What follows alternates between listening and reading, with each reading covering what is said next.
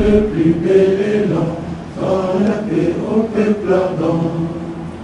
26 mars 2024, ce jour consacre le lancement de la campagne de vulgarisation de la loi du 15 juin 2023 relative à la protection et à la responsabilité des défenseurs des droits de l'homme en République démocratique du Congo. C'était au cours d'un atelier organisé à Kinshasa par les réseaux de protection des défenseurs des droits de l'homme, victimes, témoins et professionnels de médias Reprodev en cycle, en collaboration avec l'ONG Alliance pour l'universalité des droits fondamentaux. De façon générale, en République démocratique du Congo, notre cher pays, et au regard de l'exercice ou du contexte des défenseurs des droits de l'homme, la situation ici en République démocratique du Congo et particulièrement à Kinshasa reste tout de même préoccupante. Pendant ces derniers, je parle des DDH, continuent tout de même à faire face à des multiples entraves, d'exactions et des restrictions à leurs engagements en faveur des droits humains aussi, malgré la promulgation de la loi en vigueur sur la protection et la responsabilité du défenseur des droits humains en juin 2023. Leur sort est loin d'être cette réalité garantie par la loi portant leur protection. C'est l'une des raisons de la tenue de cet atelier. Dans son allocution, le président de la Commission nationale des droits de l'homme a entre autres revenu sur les bien fondés de cette loi. Cette loi tombe donc à point nommé pour protéger les droits de l'homme et lutter contre les discriminations. Représentant le ministre des Droits humains à cette cérémonie, Maître Tony Tambo a invité tout Congolais impliqué dans la protection des droits de l'homme de s'approprier cette loi, c'est avant d'appeler à la collaboration de tous pour bénéficier des privilèges de cette loi.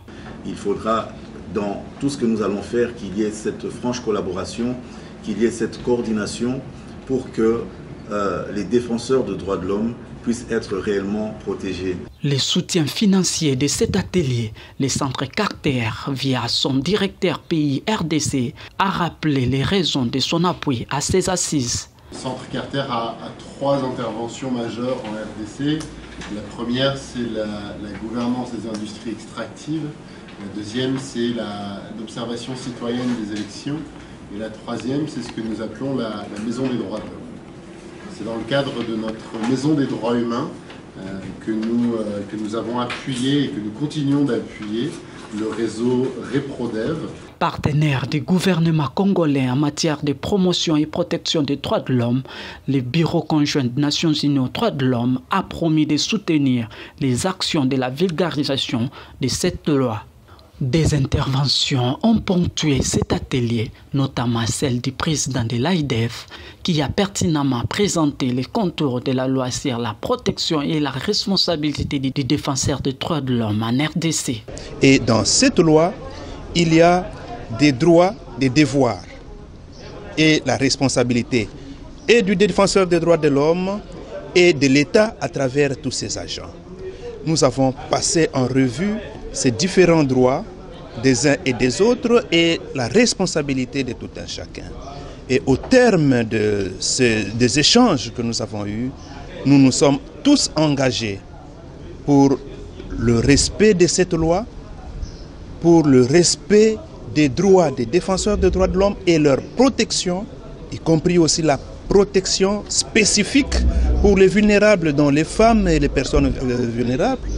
Et nous espérons qu'avec cette loi, il y aura un nouveau comportement dans la façon d'aborder ou de considérer le défenseur des droits de l'homme dans notre société. Qui est défenseur des droits de l'homme? Il a été dit que c'est toute personne, de manière occasionnelle ou permanente, dans une association ou pas dans une association, dans le cadre professionnel comme le journaliste, comme le syndicaliste, tous ces gens-là, la République a besoin pour promouvoir et protéger les droits de l'homme en vue de créer un espace, un cadre où tous les droits de l'homme sont respectés par tout le monde. À la fin de ces assises, les participants ont chacun signé l'acte d'engagement de vulgarisation de la loi relative à la protection et à la responsabilité du défenseur des droits de l'homme en République démocratique du Congo.